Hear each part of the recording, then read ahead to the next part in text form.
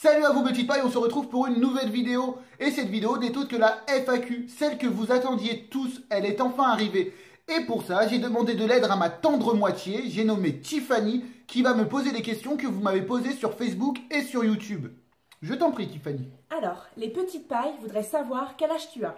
Alors moi, j'ai 25 ans, je sais, je suis vieux, mais ça va. Depuis quand connais-tu One Piece et comment? Alors ça fait à peu près 15 ans que je connais One Piece. J'ai connu One Piece entre mes 10 ans et 11 ans. Et la première apparition de One Piece, c'était sur Game One, si je m'en souviens pas. Avec l'animé. Bon, c'était une VF assez pourrie, mais c'est véritablement à ce moment-là où j'ai kiffé. Je dois l'avouer, dans un premier temps, j'aimais pas véritablement One Piece. Mais c'est pendant l'arc Arlong Park, et justement avec la scène emblématique de Nami, où la VF était plutôt bien faite. Et même l'animation, au niveau de l'animé, était plutôt pas mal. Donc c'est à ce moment-là que j'ai véritablement commencé à apprécier One Piece, et c'est à ce moment-là que je l'ai connu. Pourquoi tu t'es lancé à faire des vidéos?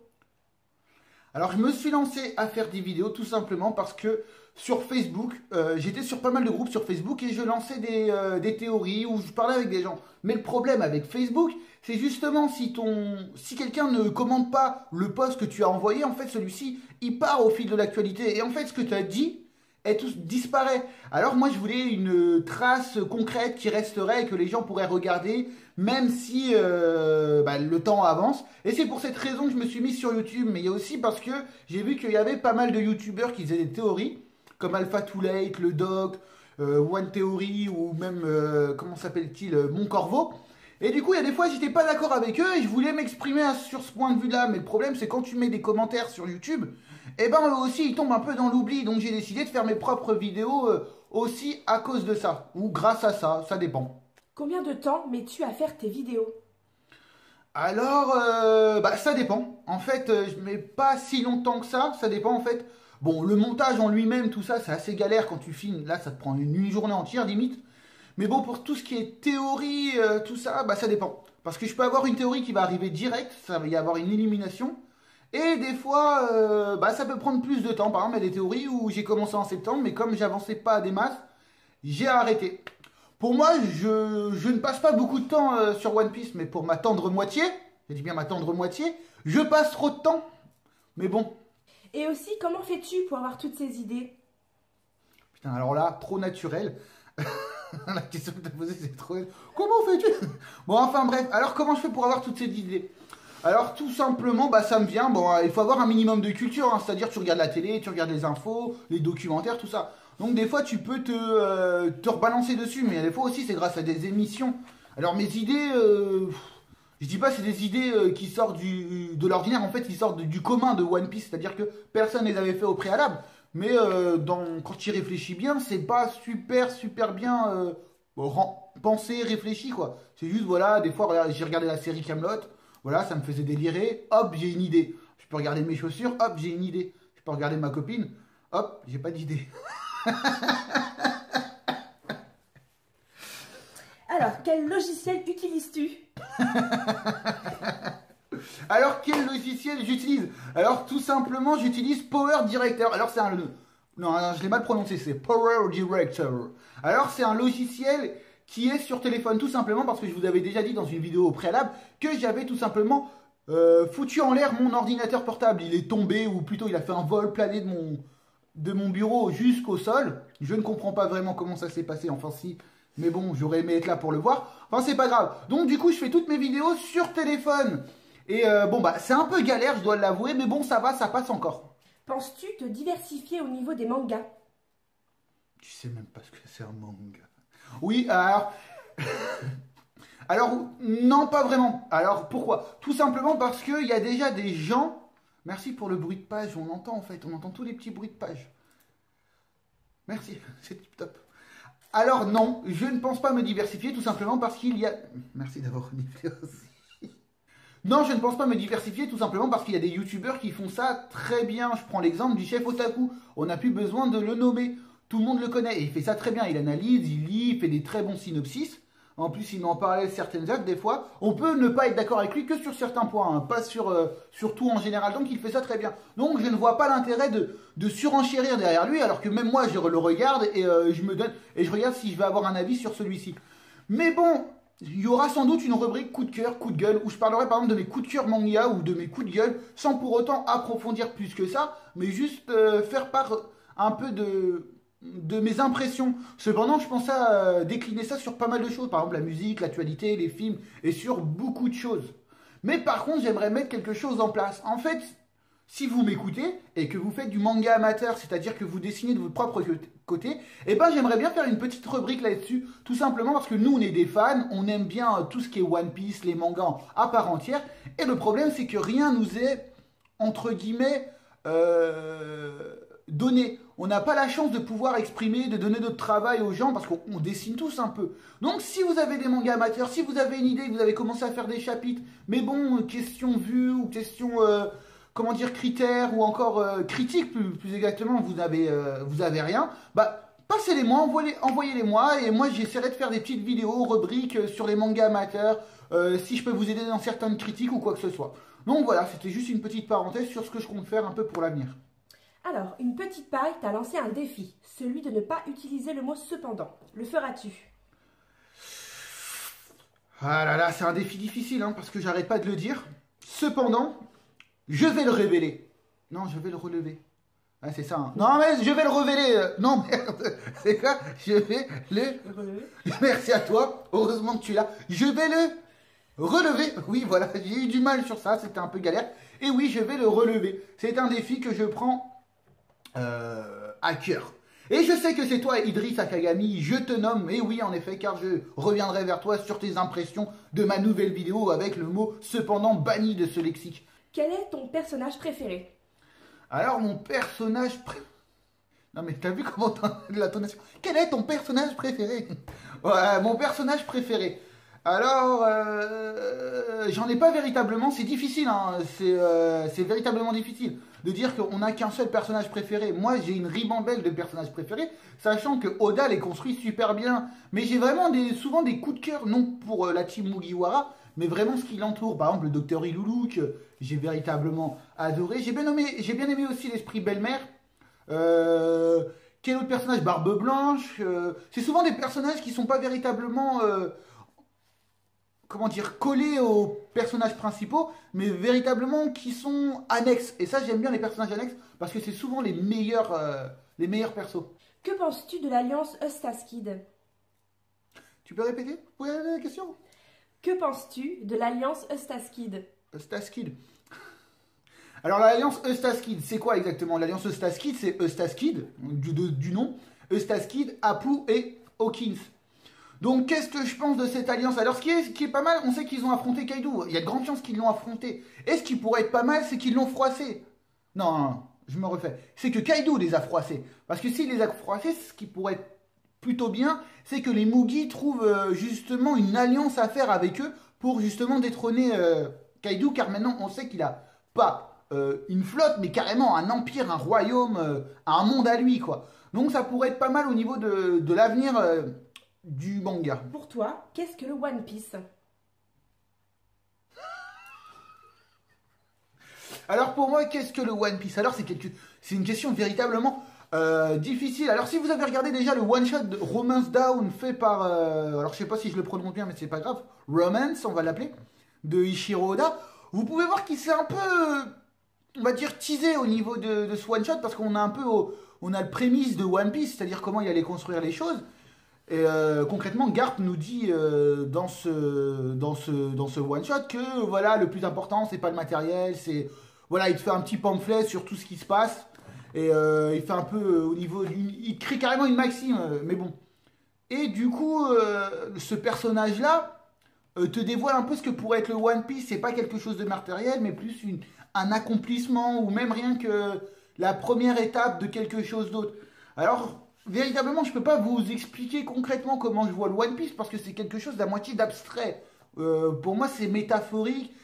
Il y a une signification derrière tout ça. En plus, si on prend part des choses, souvenez-vous, dans les premiers chapitres, Goldie Roger dit « Je vous ai laissé mon trésor, il va falloir le retrouver. » Cependant, il ne dit pas que c'est le One Piece. Il dit bien son trésor. Et du coup, on peut penser que ce sont les autres pirates qui ont assimilé son trésor avec le One Piece. Pour la simple et unique raison que, comme tous les pirates savent que Goldie Roger est allé sur Octel, ils pourraient penser que s'il allait sur Octel, il a découvert le One Piece, et du coup son trésor n'est autre que le One Piece. Mais on peut penser que le One Piece est quelque chose au préalable, qui existait bien avant Goldie Roger. Donc la question est de savoir qu'est-ce que le One Piece, c'est assez problématique. C'est pas une question que je peux répondre à l'heure d'aujourd'hui. Si tu devais manger un fruit du démon, Si lequel? Si tu dis oui. Si tu devais manger un fruit du démon, lequel? Non mais de toute façon je vais la garder. Hein. De toute façon je vais la garder. Je vais pas changer. C'est pas la peine de te répéter, hein. J'avais compris la première. Mais avec le si tu dis je vais la garder. Ils vont rigoler, hein, c'est sûr. Fous de ta gueule. Voilà, c'est ça. Donc si je devais manger un fruit du démon, lequel? Alors moi j'hésite. Franchement, Lodia. Lodia, ça déchire, on peut pas t'atteindre, question baston, t'es présent, mais on peut même pas te fumer la gueule. Donc c'est pas mal. Mais ce qui est aussi pas mal, c'est le fruit du démon de Barbe Noire. Parce que si tu peux l'avoir, tu peux avoir tous les fruits du démon. Mais la question est de savoir, sachant qu'il est déjà un Logia, et en plus qu'il ne se transforme pas comme les autres Logia, s'il avale un Logia, est-ce qu'il deviendra un Logia? Tu me suis? Parce que moi j'ai un peu du mal là. Alors toi t'es perdu. Toi, tu connais pas les mangas, tu sais même pas de quoi je parle. Enfin bref, si je devais manger un fruit du démon, je pense que je prendrais celui de... Ah non, si Marco le phénix, tu renais de tes cendres à chaque fois, ça c'est mortel ça, c'est mortel. Tu es plutôt Aokiji ou Kizaru? Je suis plutôt Aokiji et Kizaru. Toi qu'est-ce que t'en penses? Déjà de Kizaru et de Aokiji. C'est à moi que tu demandes ça. Oui, c'est à toi que je demande ça. Alors non, est-ce que je suis plutôt Aokiji ou Kizaru? Alors oui, bah il y a une préférence sur Aokiji parce que Aokiji il a quand même la classe. Hein. C'est un peu la justice lente ou paresseuse comme on peut le voir dans un début. Mais après t'as un truc revanchard, tu vois. Un peu comme le rebelle avec... comment il s'appelait là? Lorenzo Lamas, là, le mec avec la coupe mulet là. Donc du coup... T'as un esprit assez rebelle en fait de Aokiji qui est assez pas mal. On peut voir un Kizaru qui est plutôt détaché, qui est plutôt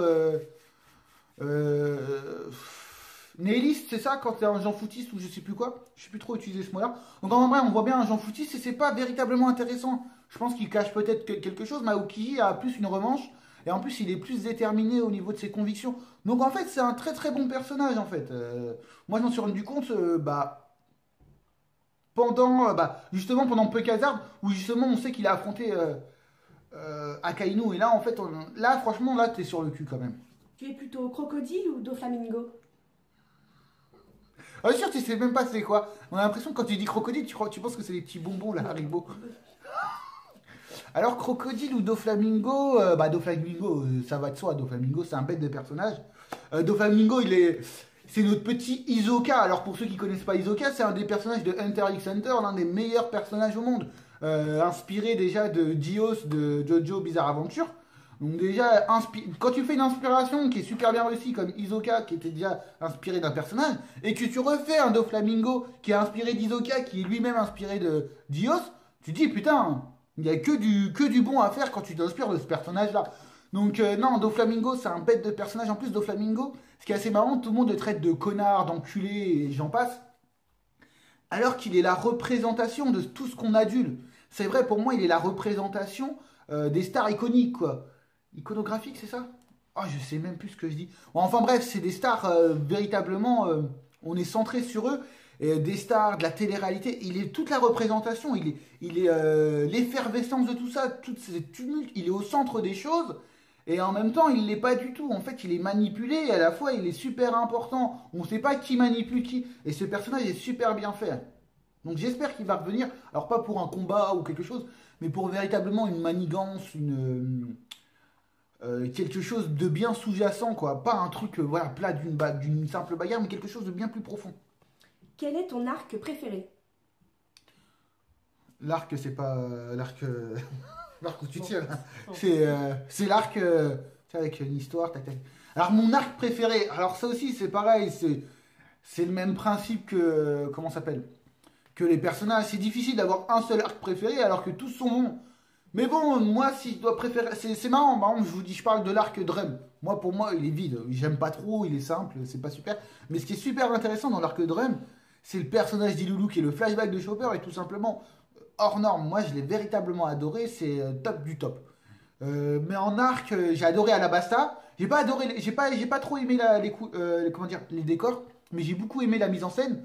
Ensuite, j'ai adoré Skipia, mais au niveau décor et mise en scène, c'était génial. On arrive à des trucs de ouf. Enies Lobby, Water Seven, dans l'ensemble, c'était mortel. Moria, Thriller Bark. Alors moi, j'ai pas kiffé au début. C'est vrai que c'était chiant. On voulait l'île des hommes poissons. Et en fait, c'est à cause de cette appétante direction qui est vers les hommes poissons qu'on est complètement confus. Parce que l'arc Thriller Bark, il est mortel. On apprend sur Kaido, on apprend Kuma, on apprend plein de choses. Et c'est bien, le personnage de Kuma a véritablement d'importance, même s'il arrive à la fin. Donc même, l'arc en lui-même, il est drôle et tout. Donc, bon, celui que j'ai pas véritablement aimé, c'est l'île des hommes poissons. Trop court, trop... je sais pas si c'était pour amener quoi. En fait, je pense que c'était pour amener Shirahoshi. Hein. Ça, c'est clair et net que cet arc était simplement pour amener Shirahoshi et la destruction de l'île des hommes poissons. Mais c'était... On ne vais pas dire que c'était long, mais c'était redondant, c'était gonflant quand même. Et Punk Hazard, bien sans être bien, c'est... On voit que c'est un arc de prémisse avant quelque chose de plus grand, de Dressrosa, qui a duré super longtemps pour ma part. Mais voilà, c'était un bon truc. Alors, il n'y a pas depuis l'ellipse des 2 ans, les arcs ne me marquent pas véritablement. Hein. Bon, j'ai pas parlé de Marineford parce que pour moi, c'est pas véritablement un arc. C'est une belle conclusion, hein. C'est une très très belle conclusion. Mais bon, voilà. Donc, je pense que c'est pour moi, pour ma part, c'est véritablement les arcs d'avant Ellipse qui m'ont véritablement marqué et plu. Parce que là, il y avait véritablement tout un monde à découvrir, toute une logique, tout un système. Mais là, on était bien. Alors, dernière question. À quoi as-tu songé pour l'avenir de ta chaîne? Songer. T'as dit songer, j'ai dit, ça me changer quand même. Donc, qu'est-ce que j'ai songé? Même moi, j'arrive plus à le dire. Donc, pour l'avenir de ma chaîne. Alors, j'ai pensé à plusieurs choses.